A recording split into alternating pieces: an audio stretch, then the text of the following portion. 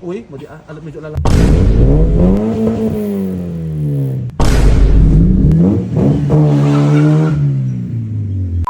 Dito nga tayo ulit ngayon sa Kulalabat para papalitan yung straight pipe na ginawa nila Manny nung nakaraan at gagawin naman nating scab ngayon. Di nga mapakali at di makontento yung kapatid ko kaya sinasabayan ko na lang sa trip niya. Mag-New Year daw kasi kaya gusto niya mag-scab para mas maingat. Nakakabit lang ng straight pipe niya na puro stainless ay nagsawa na naman at ito nga yung LMT-less, limitless siguro ito. At kung makikita nyo at napakaganda at napakapulido nga nitong scab na ito at napakaangas. Ito nga gagawin natin doon. Puputulin na naman ito. Medyo sa gitna nga ilalagay ang scab at hindi nakalagay sa dulo para mas maingay na naman. Napakaganda na nga ng tunog at nagsawa agad at gusto pa ng mas maingay na naman. At nandito na nga si Kuya Junior dahil wala si Manny. Siya na nga ang gagawa. At ito nga tinaasar-asar ko na nga muna dahil siningit na naman niya tayo. Kaya ang babait lang ng mga tao ni Boss Bobby Ferrer at soking-soking na tayo dito. Kaya nakakahiya lang, kaya medyo inaagahan lang natin lagi para mauna rin tayong magawa nila ng pipe. At ito na nga, pinutol na nga at iiwan na lang muna natin yung pipe kasi ibabalik din natin to sa susunod. Wala na nga silang gamit at naubusan kaya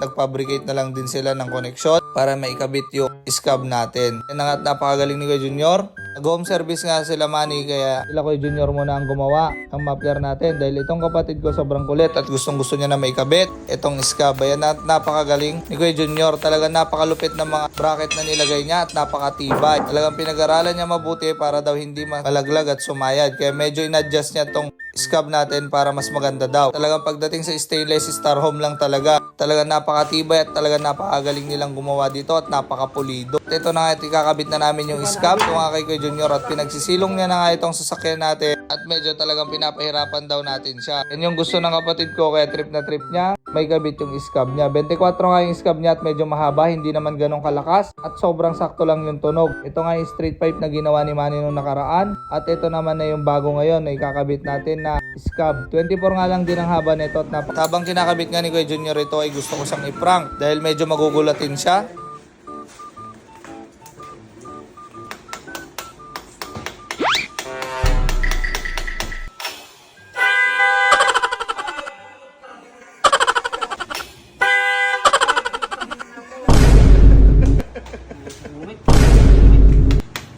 Start!